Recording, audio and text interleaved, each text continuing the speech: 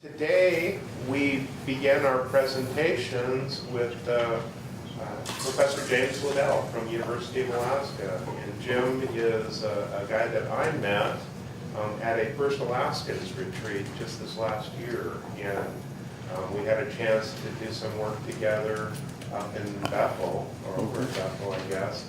And as we were talking, because I had not met Jim before, we started talking about his background, and I realized that he would be a person that would be perfect for this class, primarily because he teaches ANCSA at University of Alaska. So that was something too good to pass. And Jim agreed to spend his Saturday with us this morning. So Jim, if you it's all yours. All right. Well, I know Greg said he was going to have you guys quickly introduce yourself. Yeah, if you would go around the room, please, and tell us where you're from. Sure. My name is Ariel Burr. I'm from GCI. I work a lot with Native corporations, so the schools and hospitals and libraries in rural Alaska. And I have one class left in San Diego. All right. Brianna Cannon, I work with the state. Okay. Good morning, I'm Tara Fisher. I work at the South Central Foundation. All right. I'm Matthew Berlin. I am the project manager for Neighbors Alaska Drilling, and this is my last semester at AP. All right. I'm Darla Graham, and I work with Siri. Sean Stark with the Gal Corporation. Amanda Riley, RTI International, MBA student. Hi, Smith, and I work at Siri. Andrea Wall, Nano person. Connie Hillcock, Alaska Corporation. All right. Desiree Jackson, Alaska Native Tribal Health Consortium. Okay. Queen Merculian, Nano Person. Hi, Jim. Thanks Hi. for being here. Elizabeth Bishop, I work at First Alaskans. Hi, Jim. Terry Brown, from Hi. I work at ANELP. Hi, I'm Alicia Fairbank. I work for Fognet Native Corporation and I live in Kodiak. Okay. Good morning, Daniel Shad. I work for Bristol Bay Native Corporation. Melissa Martin, Old Harbor Native Corporation. Bobby Outen, SCF Family Members Warriors. Clinton Nelson, Native Corporation. I'm Rick Rowland. I work for Elliptic, which is a subsidiary of Fogland Native Corporation. Melanie Biggins, South Central Foundation. Chris Bryant, South Central Foundation. Richard Porter, Executive Director of federally recognized tribe contracts. All right. Welcome. No. You want me to just start? Yeah, go ahead, Okay. Well, my Inupiaq name is Akpayuk. Can you say Akpayuk? Believe it or not, it means fast runner. I agree, not anymore. But it's customary in my Inupiaq culture to be named after a relative who had passed away, and I was named after an uncle who did die before I was born, so I got tagged with Akpayuk. Of course, my mom came from Kotzebue. She was a Hensley. Some of you may have heard of a guy named Willie Hensley. I'm just kidding. Well, we're brothers. We have the same mom and different dads.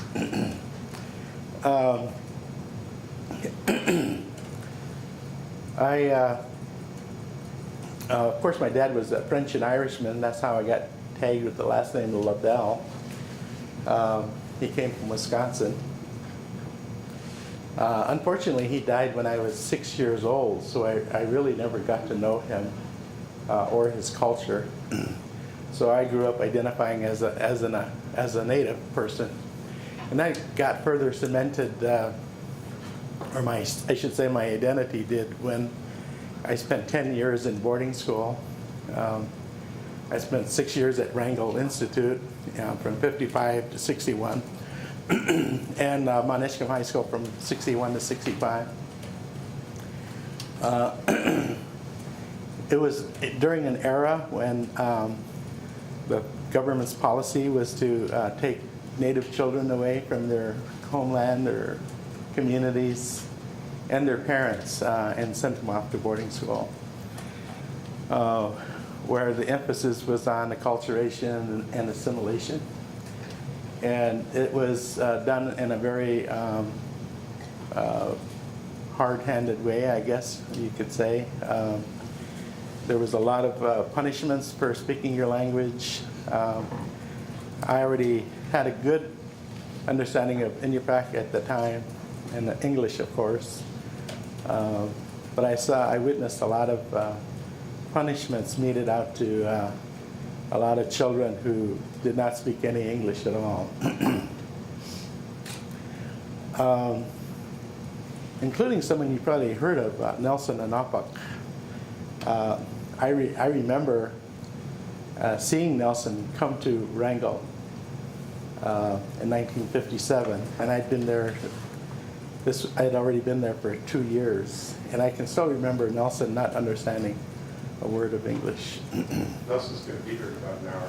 Oh, wow. Wonderful. Yeah. Well, he's a good friend of mine. After Edgecombe, of course, I tried a year of college in Durango, Colorado. Some of you may have heard of Fort Lewis College. It was down there I discovered girls and 3.2 beer. Not necessarily in that order. And after partying hardy for a year, this was during the Vietnam era, so at the end of the year, my GPA was 0.75. And my draft status went from 2S to 1A. So rather than get drafted for a 2-year commitment, I joined the Navy for 4 years. Strange logic, but I thought at the time that I could use those extra 2 years to get an education in some kind of field that would help me when I get back out into the civilian life. And so the field I entered into in the Navy was called Aviation Maintenance Administration. So I took care of my squadron's aircraft logs and records. I was on the aircraft carrier Independence. Had a younger brother named Kermit who had joined the Marines about 6 months before I joined the Navy. And 41 days before he was going to return back to the States, he was killed in Vietnam near the DMZ in a place called Quang Tri Province. The ironic thing about all that is he took a friend's watch. They all were required to have serve 4-hour watches, and his buddy was going to go on R&R, but he was still required to take a watch. And so my brother said, "Oh, don't worry, I'll take your watch for you." And it was during that time incoming came in a motor route and killed him. He was 18 years old and very young. Well, by the time I got out of the Navy, I was got married to a gal named Susan Tabios from Port Graham. We had a child in Seattle, King County. And here I am, kind of a newly minted parent and a college dropout, and wondering what the hell am I going to do with my life now that I have more responsibilities.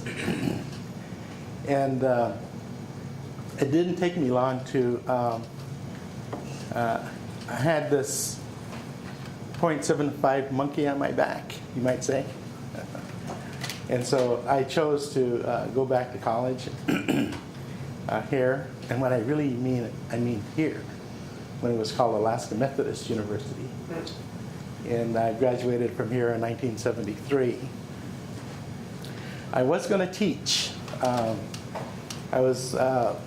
had taken all of my professional requirements to teach, and I was saving methods and student teaching for my senior year, when just a little before that, the Alaska Native Claims Settlement Act came along. Anyone see the movie Forrest Gump? I had a Forrest Gump moment. I was this young veteran in the back of the room on December 18th, 1971, over here at Grant Hall, or at the Atwood Center, I think it's called. And all these wonderful leaders from all over Alaska were in the audience, and we were all straining to listen to a little squawk box. That's how the technology was back then. And we all were as quiet as we could be, and we heard President Nixon say, "I'm about to sign the Alaska Native Claims Settlement Act." And with that, the whole room just erupted. There's about 200 or 300 Native leaders from all over Alaska there. And I was just amazed. The whole atmosphere was real palpable. You could see a lot of look of relief on people's faces. You could see a lot of, like all that 5 or 6 years of hard, concentrated work pass away. And you could just see it just leave their faces. They were just thoroughly ecstatic. Of course, I did hear one of them say, "And now what do we do?"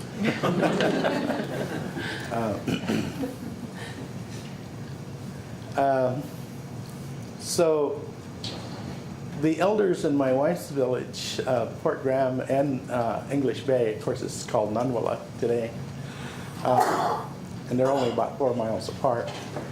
They all told me or suggested in strong terms, "LaBelle, you got to go to work for Chugach Alaska Corporation." Of course, back then it was called Chugach Natives. And so when elders tell you to do something, what do? You go, "All right." So my teaching career kind of took a jaunt. For many years, I worked at Chugach and at Port Graham Corporation, and kind of alternated among either being on the staff or being an administrator or an executive or on the board of directors. So we'll get into more of that in a minute. I just wanted to let you know that today I've been married 46 years. Congratulations. Yeah. And every year that the year comes up, I say the number, and then I say plus life.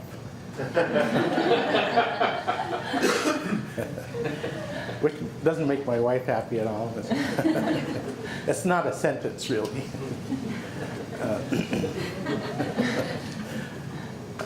We have 3 adult kids and 5 grandkids and 2 great-grandkids. So anyway, I think I'll spend most of my time just concentrating on my work in ANCSA. I think that's where most of you guys are at. One of my first jobs at Chugach when I graduated from AMU in '73 was they set me up in an office in Seward. And I was called a village coordinator. And my job was to work with other people in our region to help our 5 villages become incorporated and set up as village corporations under ANCSA. They being EAC and Tititlik, Chiniga, Port Graham, and English Bay. And a lot of my job was to help them with their helping them with their articles and bylaws, for one thing. Helping them with their first annual meetings, helping them understand the selection of leaders in leadership, helping them with beginning the land selection process. And so in the course of doing that, Port Graham invited me to do it just for them. So for 3 years, I did work for Port Graham Corporation as their, I think their second president from 75 to 78. And it was a really interesting period. We never think about making history. We're just kind of immersing ourselves in getting the work done. And I worked with a number of elders in Port Graham, including those on the board. And we identified about 115,000, 120,000 acres of land that they wanted to select. And it's amazing that the elders had an intimate knowledge of the flora and the fauna and the landscape, what particular areas of land was good for whether it was good for picking berries or where the humpies are or where the king salmon are or where you can go hunting for this and that. And they had amazing recollection for names, which are still, I hope they're still there in the village someplace. And it was based on that that I submitted the land selections for Port Graham.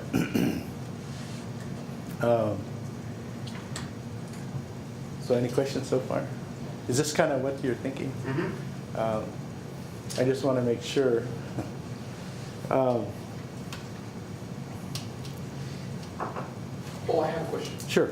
So, when you heard Nixon say about signing the Last Name Settlement Act and everybody was cheerful, how much later did you learn that the first sentence that it said we extinguish all Aboriginal rights?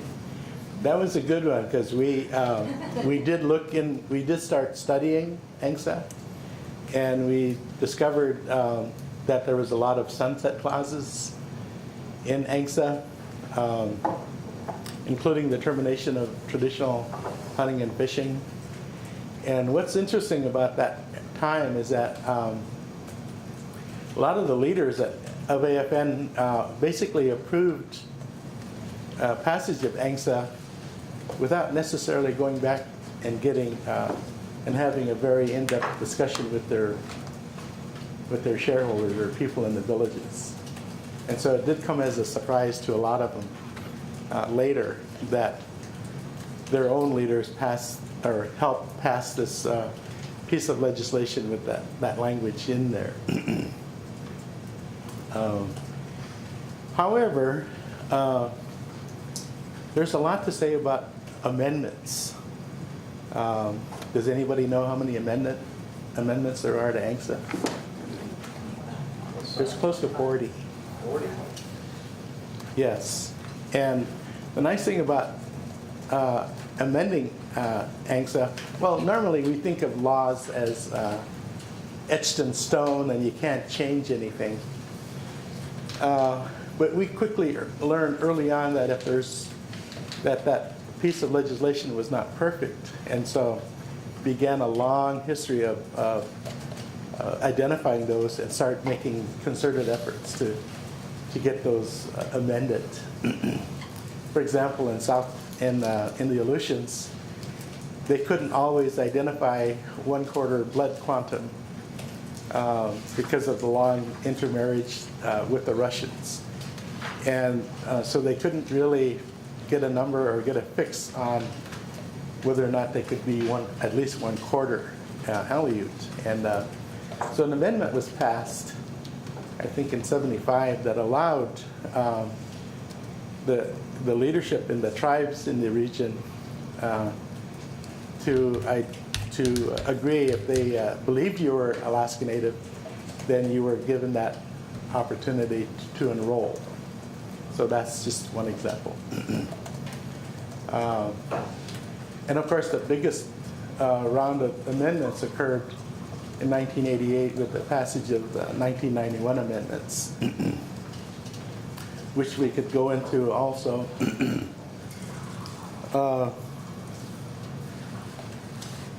As I mentioned earlier, there was sunset clauses in ANCSA, and initially a lot of people believed it was going to be called a termination bill. Termination in the sense that at the end of 20 years, lands could be sold or taxed, and also shares of stock could be traded or sold. And that was they weren't paying too much attention to that until it got into the 80s and in the mid 80s, and then they're starting to realize that 1991 year was starting to loom, and there was a lot of concern that if we don't do something to get rid of those sunset clauses, that I can still recall being involved with business interests at Chugach when I was back at Chugach in the 80s. They started asking subtle questions, like how much timberlands do you have? How much coal properties are there? How many shareholders do you have? Where are they located? And at first they sounded pretty innocent enough until I was starting to put two and two together. Oh, they're scoping us out for maybe a takeover. And one was a Japanese holding company, and who was very much wanting to get a hold of any of Alaska's timber. So that was a big fear. And the other one was a railroad company, for some strange reason. I wish I could remember the name. Railroads have a real good history with Native people, though. They sure do. Yep. I should say, just skipping back to Port Graham Corp., I did take over a state sale, timber sale that the state had with a Japanese trading company that were lands that the elders wanted to select anyway, in spite of the fact that it had already been clear cut. It was so close to the village that, in their wisdom, they said that the trees will come back. And sure enough, 30, 40 years later, some of these trees are now 40 and 50 feet tall. So at first it looked like a bomb went off back there to see all of that. Any questions so far? Between the villages and the village land selections, was it really the traditional uses that guided the? Yes, yes. Unfortunately, Bureau of Land Management and those guys work from very straight lines. Township lines, as you know, they either run north and south. And in our particular case, and of course you had to select the township that your village was in. That was a given. But part of Port Graham's dilemma was that it actually straddled two township lines, or a township line, and of course it forced them to select both the lands in both those core townships. And the way the township lines ran, it ran up the mountain and right into English Bay lakes. If you're not familiar with the land over in Port Graham and English Bay, there's traditional lands and some really beautiful lakes that everyone in Port Graham and Nunwalak believed belonged to English Bay. But because the township lines ran the way they were, it looked like we had to select them. And already, guess what happened? Conflict. And we were all trying to make sense of all this because we didn't want to create animosity with our neighbors. In fact, they were relatives. And so, but the way the township lines ran, it looked like Port Graham was forced to select lands in English Bay.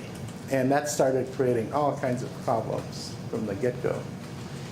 And so we decided, or I decided, I guess, to work with English Bay and do what's called a quit claim deed. Have you heard that term?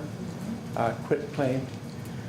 So we took the lands that English Bay believed were theirs, which were still in our core township, and we gave it to them in exchange for lands that they would give to us somewhere else. And that went a long ways towards resolving conflicts and that kind of thing.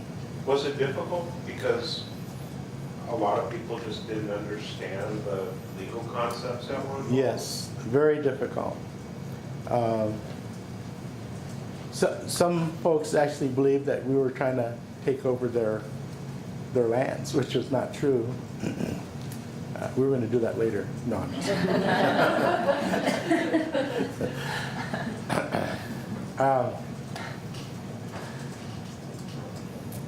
so anyway, we did get that resolved.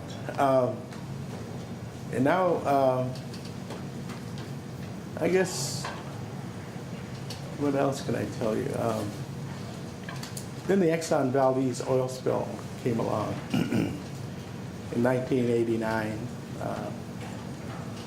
And just a year or two prior to the Exxon Valdez oil spill, I was working at Chugach as a vice president for operations, and we had a number of joint ventures going. We had another subsidiary that was operating the fisheries. The company invested in canneries and in Cordova, and it leased a cannery in Port Graham, and it bought a cannery in Kodiak called Uganic plant on Shellicop Strait side. And we were actually able to declare a profit, or I should say declare dividends. And then, of course, the Exxon Valdez came along, and it totally threw everything upside down, especially for 1990. Exxon and Vico, their primary contractor, were gobbling up all the equipment on the West Coast. So tugs and barges that Chugach Fisheries or Chugach Forest Products needed to haul timber from Icy Bay to Seward, for example, they didn't have any resources because all the tugs and barges were now contracted to Vico for the oil spill cleanup. That created a problem. At the same time that year, in the summer of 1990, the world prices in timber and fish took a steep decline, and these happen to be two of the main industries Chugach was involved in. And the kind of industries that Port Graham was involved, or Chugach was involved in, requires a lot of advanced planning, a lot of advanced work with banking institutions, and securing contracts for services and equipment and that kind of thing very early before the season ever gets started. And so it's a cash-intensive, labor-intensive thing that we had to, that we were following. And after all of that cash got out there, as I mentioned, the prices declined so rapidly that the management of both of our timber company and our fisheries, they couldn't react fast enough to retract some of those early commitments that were made. And we got caught with owing our creditors almost $100 million. And that was a real scary time for us because, number one, we didn't quite, some of us didn't quite understand the forces that were at play here. And there was a lot of and of course, we filed in March of '91, filed for Chapter 11. And this is protection and reorganization. And by August of '91, the chairman decided he didn't want anything more to do with the leadership role he had. And so I became the chairman of the board. And my job was basically three things. I had to get rid of old management that we felt and the board felt were largely responsible for getting us into this financial mess in the first place. I had to find a new management team. And some of you may have heard him by reputation. His name is Mike Brown. He was with Arctic Slope Regional Corporation, and I basically stole him away. And the third mission we had was to develop a reorganization plan that was acceptable to the creditors and to the shareholders. And in about a 16-month period, it's exactly what we did. We were able to decide that what we were doing in our core industries, we decided, I think we need to give that up. I mean, not me, collectively, we all decided. And so we found a management team that was acceptable to the creditors, because now they were looking, it's already, you got one hand tied behind your back when typical business entities and banks look at native corporations. They're already wary about just how stable we are, or any corporation is, for that matter. And in our case, it was even more so with bankruptcy. And so we needed to find someone that exuded that business confidence and leadership. And it was fit to, Mike Brown fit that to a T. And he brought his guys on, and myself and the board, including Phil Bloomstein and others at Birch Horton, who was our attorneys at the time. We just spent time and hours and hours and hours of concentrated effort trying to find ways that we could reorganize, basically. And what was the scary part was that there were some very large creditors who wanted to force us into a Chapter 7. Does anybody know what a Chapter 7 is? Chapter 7 in the bankruptcy courts is total liquidation, which meant that had they been successful, Chugach would have been forced to sell all of its lands and all of its assets to pay off our debts. And that was a scary thing for me as the leader at Chugach, as the chairman, because I had this vision in my head that in the future there would be a whole bunch of people, maybe like yourselves, all looking at this big, beautiful ANCSA map and seeing a hole where Chugach used to be and saying, what's going on here? Didn't that used to be Chugach? Well, who was the leader there? LaBelle, that asshole. And so I figured, not on my watch. And so we devised this response to those who wanted to send us into Chapter 7.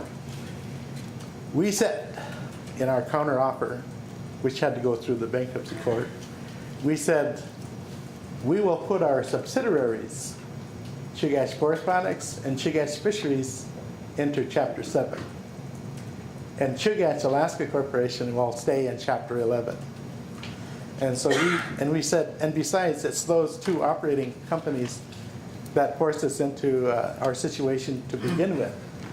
So if you want 100% of nothing, be our guest. But if you want to stay with us on Chapter 11, we will work with you, we will pay you back, Those of you who want to get out early, we will pay you like 10 cents on the dollar. That's typical bankruptcy speak. Those of you who want to hang in with us, we'll honor our debts and we will pay you back. And many of them did hang in there with us. And a couple of things that helped Chugach in this regards. One was called the Net Operating Loss Program that Senator Ted Stevens enacted, or as we affectionately called NOLs. Is anyone familiar with the NOL program? Okay, some of you. If I can just briefly tell you what it is, it's a number of Native organizations, companies started making losses or developing losses based on either operations, they had business losses, and Senator Stevens thought this would be a neat way to, he would amend the IRS code and allow for profitable companies to buy some of the losing, some of the capital that was being lost by some of these ANCSA corporations. If I got that correctly. And so I think Stevens thought, you know, maybe this would be like a $200 or $300 million deal and everyone would sign up for it and they'd go away. But I don't think he realized how creative we were. Because at Chugach, what we had done when we selected our coal fields at Catella, the value of coal was at a certain level. And when we sold the coal field to some Korean companies, including Hyundai and Samsung, the value of that coal was much lower. So the difference was the loss. And that was called a soft loss. Paper loss. A paper loss, yeah. So we had both a hard losses from operations and we had soft losses like I just described. And so together, these losses total about $120-some million. We sold those losses to a very profitable company, and I think it was either Kellogg or something like that, for which we got about $35 million in hard cash. And at first, the Internal Revenue Service was fighting us tooth and nail about even having an NOL program. They thought it was a scheme of some kind. But the nice thing about being in bankruptcy court is that it's all there to help you recover and to reorganize. And we had a judge who basically tossed out the IRS claims, or the IRS complaints that we shouldn't have a NOL. And so we used the proceeds of that deal with Kellogg, with the court's blessing now, became the foundation for paying back our creditors. Also at that time, we had sued Exxon for hundreds of millions of dollars. And we told our creditors that there's every likelihood that we will get something, or some kind of a settlement of some kind from Exxon for damaging our lands in our region and and disrupting our business operations, like in fisheries and timber. And we will give you that money also. So we were able to cobble these two things together.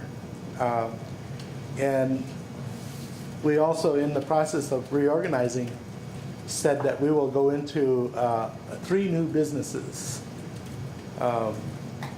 oil and gas contracting, tourism, and that big thing we all like to talk about, 8A. And so we were able to get the blessing of the bankruptcy court, the creditors, and the shareholders, that this reorganization plan was going to involve ourselves in these businesses. And in July of '92, just 16 months after we filed, everyone was on board, and the bankruptcy judge said he was amazed at how a corporation like Chugach, as big as it was, could turn itself around in such a short period of time, because historically a lot of large companies will take years and years and years before they can take care of their reorganization. And between between 1992 and the year 2000, we paid off all of our creditors. And then in that year, we started paying dividends to our shareholders, which has been going on since that time. And then in addition, we started adding payments to elders on a quarterly basis. And what made that happen was that each succeeding board and management kept to those original plans that we had established in bankruptcy. And so we developed multiple companies, 8A companies, that secured multiple year 8A contracts. And as you probably know, that a small 8A contract in and of itself has very low margins. So the only way you're going to make up for that is volume. So that's why we decided to go after as many 8A contracts as we could. And of course, that's been the case since then. There's been a little concern now that maybe we haven't learned our lessons, that we've now put too much of our efforts in the 8A basket, and we're not diversifying again or anymore. So that's being played out again in our region. So over time, Jim, have you seen a change in the quality in some way of the management at your ANC? Or has it just depended on the circumstance? Is it more sophisticated, or is there anything that you can say about that? You know that's a loaded question, don't you? Yeah. I'm just curious. Because it Yeah. seems like the guys that first started out running the companies had a lot to deal with. And, you know, the land, focusing the land initially and then growing businesses subsequently. Yeah, I jumped over a whole bunch of history that I didn't share with you, but to get to your question, when ANCSA passed, if you look at the number of villages that were listed in the ANCSA document itself, there was almost no Chugach region at all. Port Graham and English Bay were slated to go to Siri. Chinega was not even listed in there because they were wiped out in the '64 earthquake and tidal wave. EAC was not listed either in ANCSA. And the proposed boundaries from Sea Alaska were close to the Copper River. So Chugach was very near its demise almost from the get-go. And if it hadn't been for Cecil and some of the leadership from back in the day, we really could have been, there could have only been maybe 11 regional corporations. But as you also know, a lot of the ancient battles that we used to have between tribal groups were now starting to be fought in court. So rather than making raids on each other's villages, we decided, all right, let's go to court and raid them that way. I'm just kidding. I'm simplisting everything, but we had to fight all the way to the Supreme Court to establish Chugach's boundary at the 141st meridian at Icy Bay. Was that with Siri? No, that was with Sea Alaska. Okay, with Sea Alaska. Yeah, so, and of course, by getting that boundary established there, it helped Chugach secure hundreds of millions of board feet of standing timber at Icy Bay, which was again another mainstay for the business we wanted to get into with forest products. We built a state-of-the-art sawmill in Seward, computer-driven, laser-driven, high-technology plant. And but later we discovered, and of course there was cost overruns. It started off being promised to cost one amount, and it ended up costing at least double that. And the other problem is that the engineers, when they were engineering this sawmill, were using Sea Alaska standard Sitka spruce trees. I guess they call it the taper, 1 in 11, 1 in 12, really high. Chugach's timber is like 1 in 6, which means the taper is really steep. And so when you're sawing logs, you have extra costs associated with trying to get as much timber or finished lumber out of a log because of that tapering effect of Chugach's log. So that didn't help us in our bankruptcy either. Early on, when Chugach got into fisheries, it bought its first cannery in 74 or 75 in Cordova. Botulism occurred.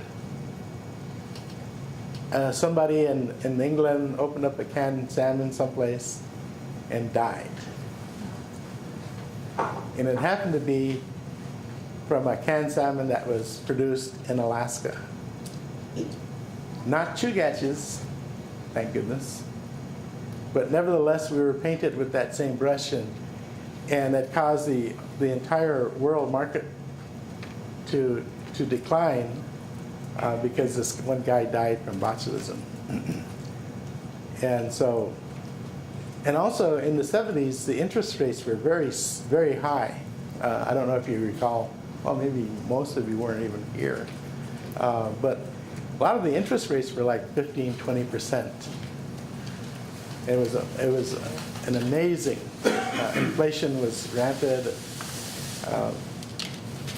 So we bought and got ourselves involved in loans at very high rates at the time. And here's our thinking during that time. Chugach had no choice but to select the lands that it did for timber and for other resources.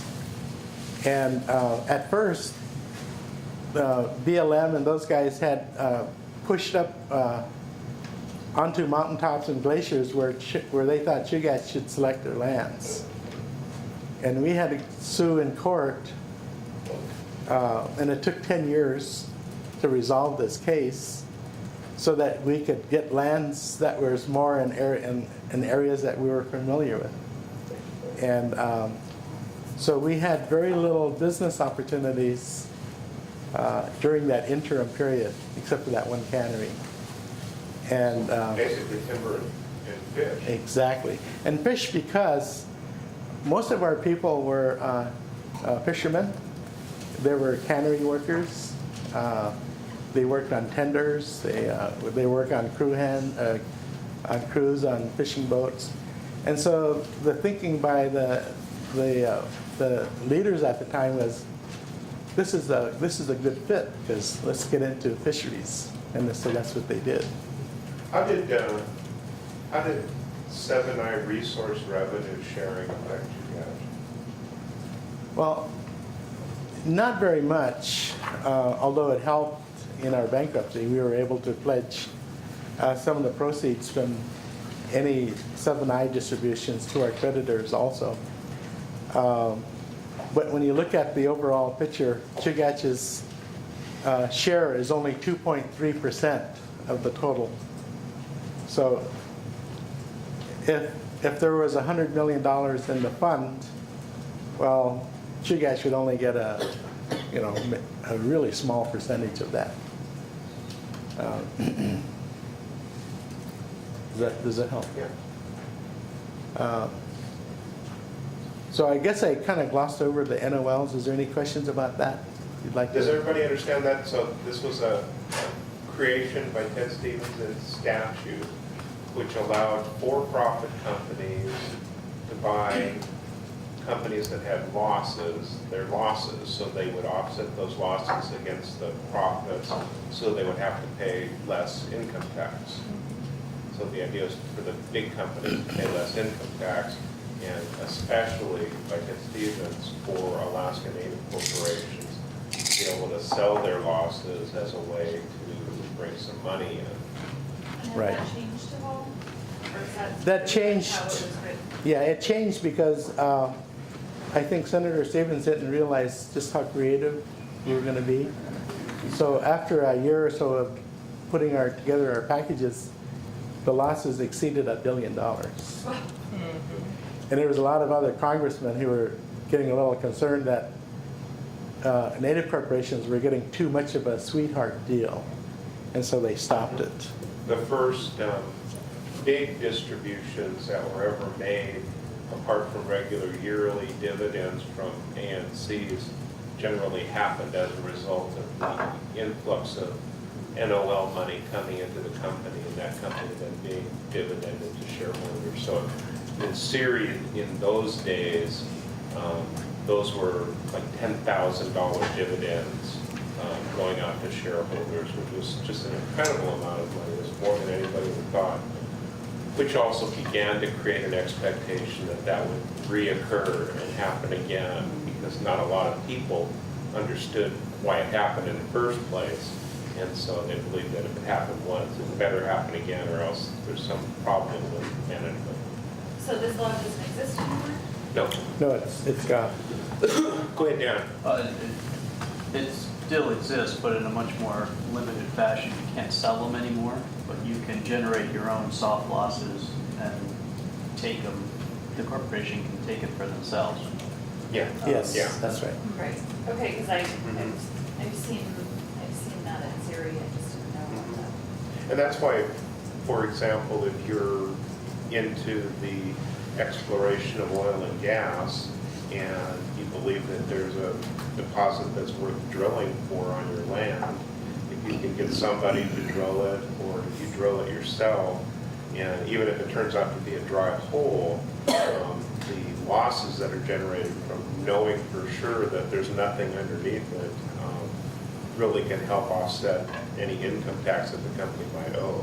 Yeah. Now, it doesn't benefit companies that don't have to pay taxes because they're not in a situation where they earn enough money to have to worry about paying taxes. But if you're a tax-paying company, which, I don't know how many are these days, probably half of them are, then it's really important. Yes, go ahead. That's what happened in the BB&C region when it was selecting its lands. It had reports from Phillips and whomever as to, hey, you ought to select these lands because our engineers think there's a potential for oil and gas here. And so that's what the corporation did. As it turns out, those didn't pan out. So we never realized any gain from the oil and gas, but we have been able to take those losses to offset the income on a couple of occasions. I'd like to say something about the time that Chugach had filed for bankruptcy in terms of the impact it had on the shareholders. I'll just give you another perspective. A lot of shareholders, especially elders, thought that the leaders at Chugach committed a real moral sin, like it was a stigma, like we got the scarlet letter, imprinted on our foreheads or something. And that we must have done something really evil or something really bad. A lot of shareholders who received 7I and 7J monies believed that they had to give it back, just to give you an idea what they thought bankruptcy meant for them. And of course that was not the case at all. And a lot of, there's quite a few people who used the stigma and thing of bankruptcy as a way to insert themselves into the company's politics or into the company's management. What I find amazing is that they choose to focus on the bankruptcy part, but they never think to focus or help us or understand the focus is that we also use that same time period to get us into these other company operating systems that are creating the dividends that they're receiving today. They'll just beat us up time and again about, this, that, and the other. You're no good, you're evil, you're all of these kind of things. And yet, they never stop to think that at that very same time, the board of directors found a clear path to reorganizing in government contracting, oil and gas contracting, and tourism.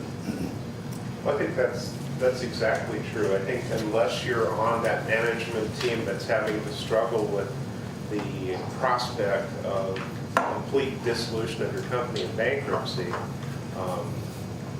the challenge of coming up with a reorganization plan, a complete reorganization plan for the way your company is going to make money, when it's only made money these 2 different ways for its entire lifetime, to go in a completely different direction with a plan that people are going to believe is capable of at least having some chance of success.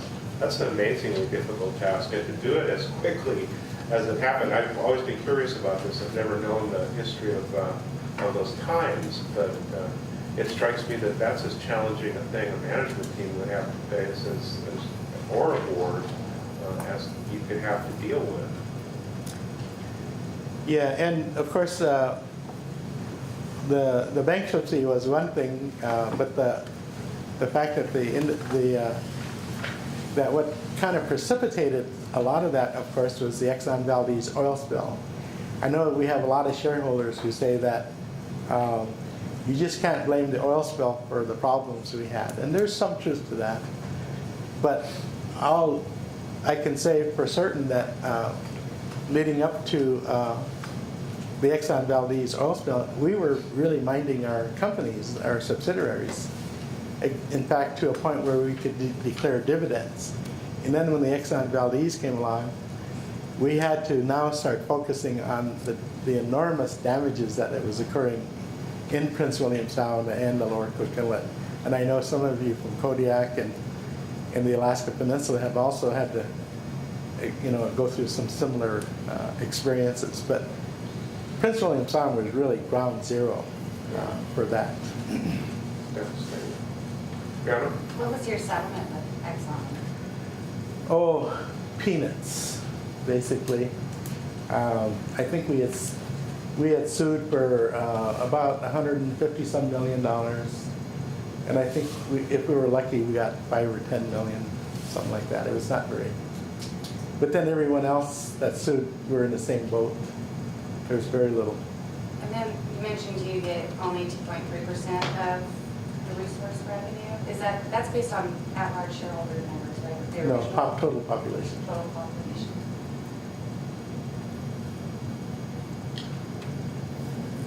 Yes. So after the Exxon spill, there was a lot of people coming around saying, hey, we want to give you money to put your lands into conservation.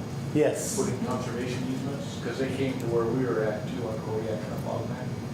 And so did you guys enter into any of those land conservations or create any easements that were specific or? I'm glad you brought that up because 4 of the 5 villages did enter into these conservation easements. and that's EAC and Petitlic and Chiniga and English Bay Corporation. My corporation, Fort Graham, I fought like hell to keep us out of that deal, but I just learned that they're trying again. So I don't know if we can. We have a lot of people in our region or our village that are at or below the poverty line level, and so when you get an Exxon Valdez trust dangling tens of millions of dollars in front of you, and you have a duty to disclose it to your shareholders, those shareholders, they're going to be inclined to want to take the deal, and so that's a real fear. I was successful in keeping Fort Graham, from selling. As chairman, I wrote letters to Petitlic and Chiniga, trying to encourage them not to sell either. But they went ahead and sold a large chunks of their lands to the Exxon Valdez Trust. And of course, they used the money. If you think about it, Chiniga, a village corporation with only 69 original shareholders, last year generated over $1 billion in revenue. And they wouldn't have been able to do that had they not used that money that they got from the Exxon Valdez Trust to enter into a lot of these business opportunities. But on the other hand, it forever restricts future generations of people having any say over their own ancestral lands. So how do you deal with that in your own communities? So you're an elder in your region now, and we're talking to a group of young professionals here. One of the questions that we're going to ask them to write about is what challenges their corporations or their native organizations are going to have here 44 years after the Alaska Native Claims Settlement Act. Do you have a point of view on that? Yes, I do.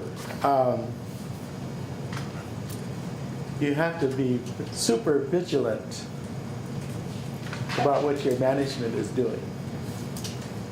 I happen to subscribe to this notion that President Reagan put forth years ago: trust but verify. And so a learned shareholder group, a learned board of directors should have enough knowledge about their industry and their businesses to ask very pointed questions about challenging management in terms of how did they arrive at their figures. Because oftentimes we are often sold the blue sky or the gold standard, and we're never often told about the downside. And I think at Chugach we got caught up a little bit on that blue sky stuff and the gold standard stuff. We weren't never told too much about the downside. And that was a really big lesson learned for us and succeeding boards of directors at Chugach, was to trust but verify, question. I think the other challenges you guys are going to have is climate change. All of our lands are going to be impacted in some way or shape or form by what's going on in our environment and our climate, and it's going to have enormous impacts on how you're going to be able to use the resources on those lands or not. Globalization is going to be a big issue for you guys. If you are going to be in business and playing the game, you got to know how it's being played around the world. And you got to kind of have a good understanding of what the world market is doing, not only in commodities, but in services, and what are some of the trends. I think we got caught up with maybe putting too much faith in our managers, and we got complacent. Am I hinting at something? Yes. We our subsidiary boards for Chugach Fisheries and Chugach Timber did not meet for 6 months and 8 months respectively, leading up to the bankruptcy. What does that tell you? And no deal was going on. They had no clue what was going on in those two industries. And they started getting, they're starting to be told, oh, don't worry about it, we got everything under control. BS, as we discovered later.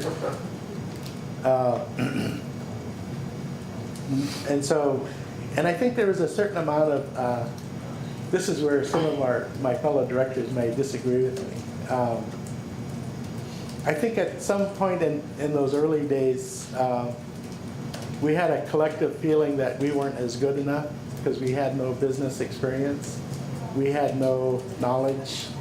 And so we kind of deferred to our white managers, our white administrators, to do all the work for us. And boy, that was a big mistake.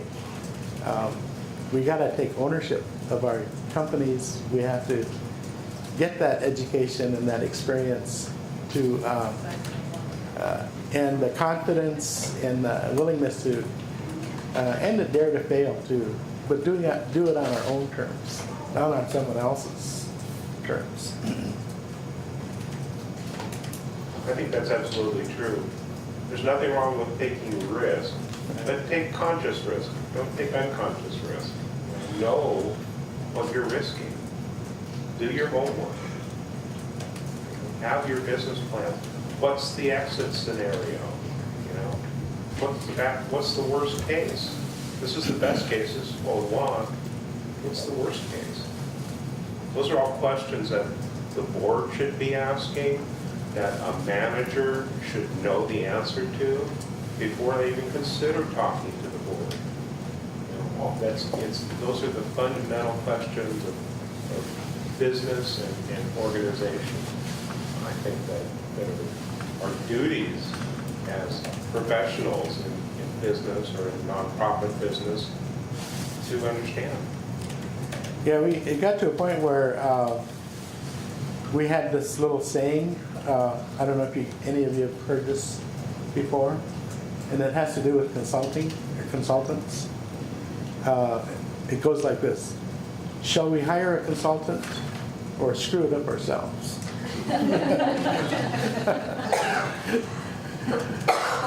So we got so ripped off by a lot of consultants over time because they were coming at us with this so-called expertise and knowledge, and some of us, felt like we got sold in some respects. We used them and their ideas and their concepts. By golly, we're just going to have a better company, and that's not always the case. That's what was explained to me on my very first day at Siri, that we don't do, our brains, your money deals. When the consultant says, with our brains and your money, we're going to be rich, and you just run them out of the room. We don't do deals that way.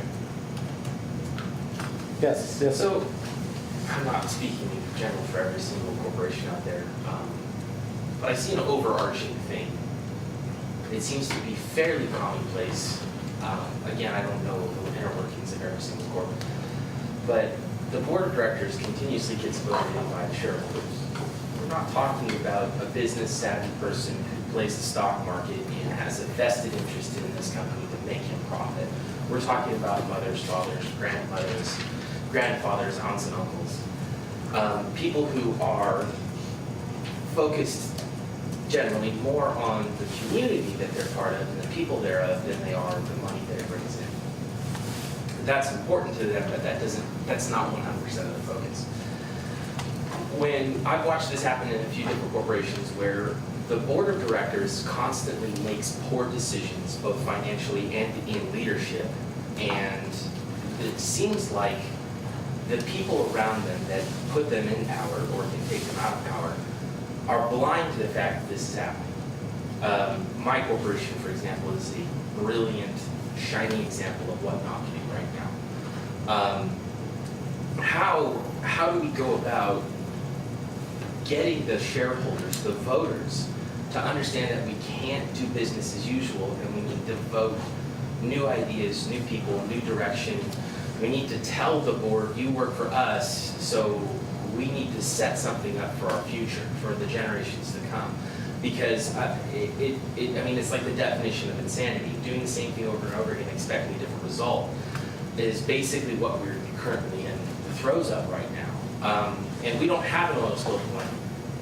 We only have a group of leaders that are failing miserably to present to us any sort of option that is viable. We as a whole corporation in the last 2 years have done a serious amount of house cleaning in the lower echelon, but the board itself doesn't really change. And there are people that have literally been on the board for 44 years, literally, and they are doing nothing fresh, nothing new, no innovation whatsoever. They're just staying the course, and the course is literally sinking us. So is there a way we can get people to see that they have a voice and they need to use it, and don't just blindly sign a piece of paper voting for somebody, but make an educated decision? I can't think of, I've contemplated this for months now, in how do we reach the community around us that makes the decision for the board to do something in positive change. Have you seen that happen, or in all the Yeah, but I don't recommend going through bankruptcy first. That's what I'd like to avoid. I mean, seriously, because where our losses right now, and where we stand, that is, and I don't have the complete financial picture, I'll admit that. That is actually kind of a viable option for us. Well, here's what I would suggest. If enough shareholders feel the same way you do, and there's a feeling that there needs to be some kind of sea change or change in how we've been going about our businesses, and including the election of our directors, that money needs to be set aside so that every community that has a sizable number of shareholders need to go through what I would call some sort of strategic planning session in terms of educating the shareholder to a point where they feel comfortable in being able to tell their directors or challenge the directors or even figure out whether or not to vote for a certain director based on their total understanding of the company and their knowledge, other than being on the board for that many times. Those that you got to remember, a lot of our shareholders, they're made up of very, very large families, and that person that's been there for that long probably has a pretty big family. Yep. And so you're going to have to figure out a different dynamic to get to maybe those family members about educating them about how there's a need to change or to reorganize things. But I would recommend that there periodically, if not the shareholder groups, at least the boards themselves need to have maybe a facilitated development of third party coming in and facilitating strategic planning sessions. No one that has any skin in the game. They're willing to tell it like it is, lay it down clear, and don't get caught up in the internal politics of the region. I think Richard has a question. Yes, sir. Going back to, you mentioned the boundary between Sea Alaska and the argument that you had in Sea Alaska and your boundary in Icy Bay. I used to work in Icy Bay alongside of the people with the Chugach Corporation. We used to call them Meeks, and they used to call us Klingons. Yeah. And we had a very interesting relationship, but we couldn't be two different people. I mean, Klunkets and the people from your region were obviously two different people, but they're by that boundaries. But we worked together on both sides as we were logging and as we were longshoring. And what special provisions did you have in there to have that relationship? Because I've never gotten down to the grassroots of why we were working together or why the crew would be half Chugach and half Sea Alaska. Well, as you know, there's been hundreds of years of conflict between the two groups, Sippiat group and Tlingit groups, especially at Yakutat. And as I mentioned, when ANCSA came along, it kind of morphed into a modern way of warfare. But if you look at the origin stories of both the Tlingits and Yakutat and Chugach, you'll see these wonderful stories of battles that they both used to have with each other. I've actually been to Yakutat when elders would tell of these same battles that they had with Chugach people. Of course, I didn't say much about where I was from at the time when they were telling the story. And so we had these fights back and forth. Even though the boundary was set, the city and borough of Yakutat had attempted to increase the size of its political boundary to include Icy Bay. And in the first case, we were able to prevent that from happening. But they finally won out. Yakutat did win and created this boundary that goes all the way into Icy Bay, in fact, on the other side of Icy Bay. So any economic development that occurs in that region, whether it's fisheries or logging or that kind of thing, any of the taxes that would be generated from that will go to support the city and borough of Yakutat. So that might have been the reason for that relationship.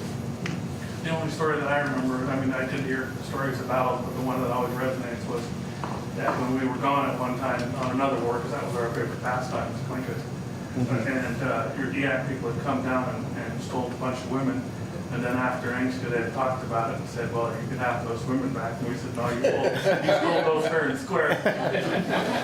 There's a group of people in Yakutat who refer to themselves as Tlingitized Eaks, Michael Perry group. which means that the Tlingit people had taken over a bunch of Eyak people, almost and colonized them into the Tlingit way, just like any other large group would come in and invade a certain area and colonize them. And that's what happened to a lot of the Eyaks that reside in Yakutat, including the Ramuses.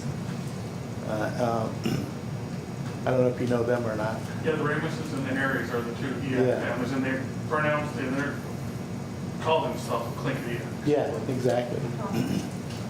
See, I knew that stuff. Any last questions for Jim? I know this is just a little, Teaser. just a little teaser. If you'd like to know more, you can have me. Come on, get this guy back. Thank you very much. All right, thank you very much.